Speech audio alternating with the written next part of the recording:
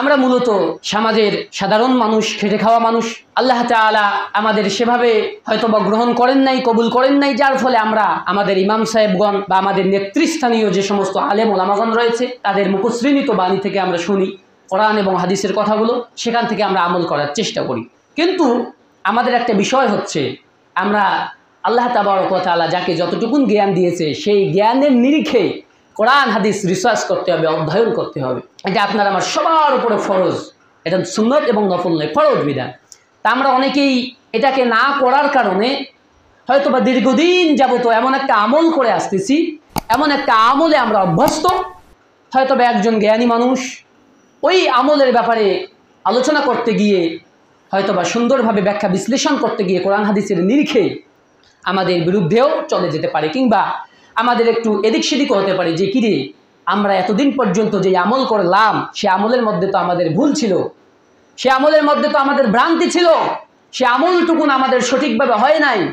এটা যদি কখনো কোনো মুসলমানের হয়ে থাকে তা আমি সেই সমস্ত মুসলমান ভাইদেরকে উদাত্ত আহ্বান করব, যারা আমাদেরকে দেখছেন, যারা অনলাইন থেকে আমাদের লেকচারগুলো শুনবেন, প্রত্যেকটি মুসলমানের দায়িত্ব হবে কোরআন হাদিস যখন নিজের বিপক্ষে চলে যাবে তখন ওই বিপক্ষে আমরা আবার বিরোধিতা না করে আল্লাহর কাছে ইস্তেগফার করে ক্ষমা চাইব এবং সঙ্গে সঙ্গে নিজের ভুল আমলকে শুধরানোর চেষ্টা করব ইনশাআল্লাহ।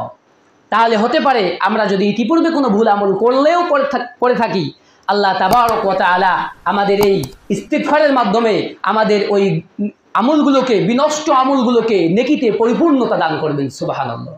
কিন্তু সেটা আমরা না করে অনেক সময় বিরোধিতা করে ফেলি, অনেক সময় কোরআন হাদিসের বিরুদ্ধে আমাদের কোনো কথাবার্তা চলে যেতে পারে। এজন্য আমরা খুব সতর্ক এবং সাবধান হব।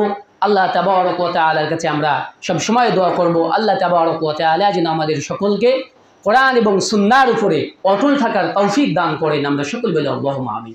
আমি শুধু জাস্ট হাদিসের কথাগুলো আপনাকে স্মরণ করিয়ে দিচ্ছি।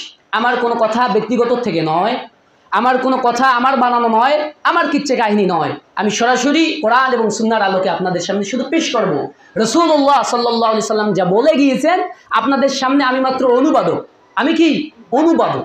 এখন এই হাদিসগুলো, এই কথাগুলো আল্লাহ তাআলা চাইলে আপনার আমার পক্ষেও থাকতে পারে, হয়তো বা দু একটা বিপক্ষে চলেও যেতে পারে। আমরা তো মানুষ, আমাদের ভুল হওয়াটাই কি স্বাভাবিক।